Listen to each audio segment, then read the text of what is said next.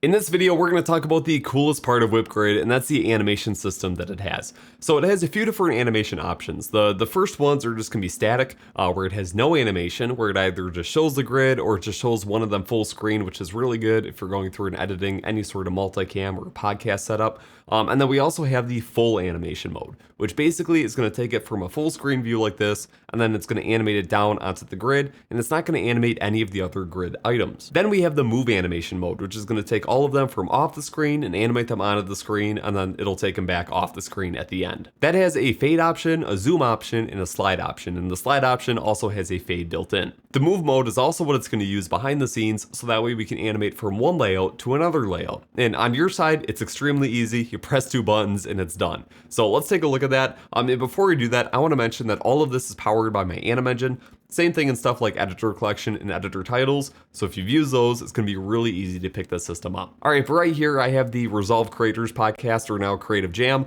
by your good friends Casey Ferris and Mr. Alex Tech. And so what we want to do is take this layout right here, and we're going to animate from Casey down onto this layout.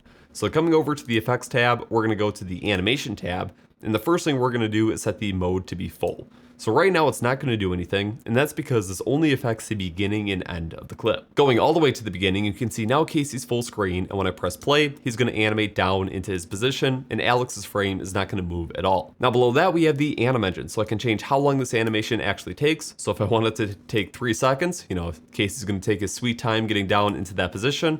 And if I make this a bit shorter, I can also add in some motion blur. And when I drag this up, this is real-time motion blur. It's using some like directional blur and stuff behind the scenes. So every now and then you'll see some little artifacts. A lot of those are just, kind of part of the compromise and going with this real-time animation system.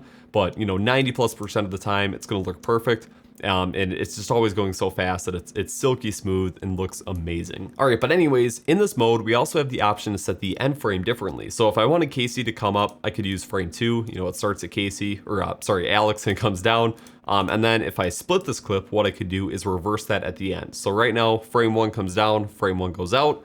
But I could set this to be frame 2, so that way Casey goes down and then Alex comes up at the end. And now that Alex is up, we probably want to keep Alex up. We don't want to just keep repeating this animation like it's doing right now. So in the second version, we can come to the animation tab and set the mode to be hold, and then use hold video 2.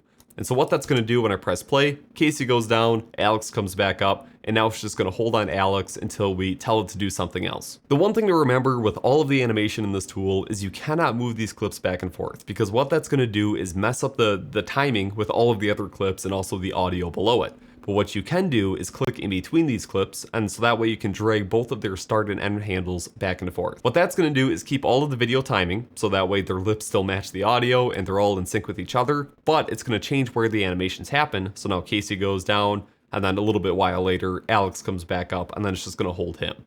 Now, in this case, let's say we want to bring Alex back down to the main grid, and then we can start shuffling stuff around. So if I split the clip in this next copy, we're going to come to the animation tab. We're going to set this to be full, and we need this to start on Alex, which is frame 2. Now on this one, I'm going to turn off animate out because I just want it to stay on Alex the entire time, and we're going to go to a different grid layout.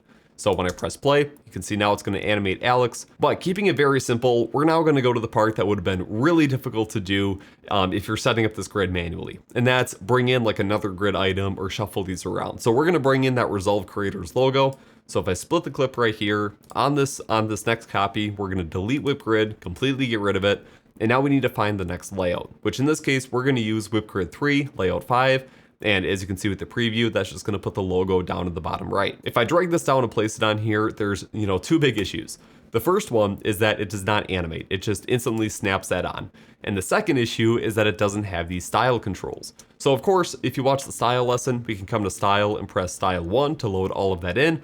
But I'm not going to do that because we also want to match the animation, and WippGrid does both of those combined. So on the first clip, we need to come up to Capture A, and that's going to be on any of these pages, so it's always really easy to get to. And then on the second clip, we're going to do Apply A to B. And if I press this, you'll see that it's going to load in that same outline in the same drop shadow, and it's even going to match the padding and corner radius from the previous clip. Now, as I mentioned in the Layout tab, you can see the corner radius looks a little bit different as I jump between these, and that's because of the auto thing it's doing to make sure that corner radius matches between all of these grid inputs. So we might need to add just a little bit more corner radius to this clip to make it match. So that looks really good. But if I press play, it's gonna go from just having these two to animating the next grid item on. And as you can see, it has that motion blur because it just copies the motion blur from the previous clip. And we also want to reframe Casey here so that way he's not sliding all around. But going over to the animation tab, you can see it's using that move mode. And for any frame that is not animating to a new position, like Casey's and Alex, they're animating to a new position, while frame 3, the logo, is just animating on. If something's animating on, it's going to use the default move animations. So by default, it's set to slide. We can choose the slide distance, and we can even turn something like the slide fade on and off. So in this case, I just want to make sure that there's a little bit of space between these grid items, and that way when I press play, it animates on nice and smooth. And the best part about this is it's really easy to repeat and just do this over and over again. So if I split this, we could come on this other clip. I'm going to delete this, and let's use WippGrid 3 layout 6, so that way it reverses it around. And what I might want to do with this is keep Casey up here, and then I'm going to put the logo down in frame 2, right like that, and then Alex is going to be on the right. So we just kind of switch this around and change, you know, the layout, or like mirror the layout on the other side. So again, we come to the first clip, we do capture A, and when I do capture A, it's going to turn off the out animation on this clip. So that way, you know, all the animation can be handled by the next clip. And if I do apply A to B there and press play, you can see it's going to shuffle all of those around to make sure that they are in the correct position. Really cool. Now what I might want to do is take that logo off. So what I'm going to do is split the clip, and then of course delete this WippGrid layout. And now let's grab WippGrid 2 layout 4. We can drop this on here like so. And again, previous clip, capture A. This clip, we're going to do apply A to B. And now it's going to realize that this logo right here, or this frame, needs to be animated off because it's not in the new layout. So it's just going to slide that off, and it's going to follow those same move animation options. So in this one, we might want to switch it from slide to be zoom. And so that way it just zooms down like so as Alex and Casey animate over. And that's how the animation system inside of WippGrid works. As you can see, it's really simple. You just press a couple buttons and it does the rest of the work for you. So in the next video, we're going to talk about the preset system and making your own custom layouts that work with the padding, work with the corner radius, and even work with this A to B animation system. Stay tuned for that and let me know if you have any questions.